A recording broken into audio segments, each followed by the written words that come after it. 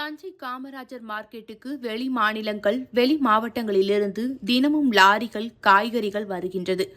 தஞ்சை மற்றும் அதனை சுற்றியுள்ள பகுதிகளிலிருந்து ஏராளமானவர்கள் காமராஜர் மார்க்கெட்டுக்கு வந்து காய்கறிகளை வாங்கி செல்கின்றார்கள். அனைத்து நேரங்களிலும் காமராஜர் மார்க்கெட் சாலையில் போக்குவரத்து இருந்து கொண்டேதான் இருக்கின்றது.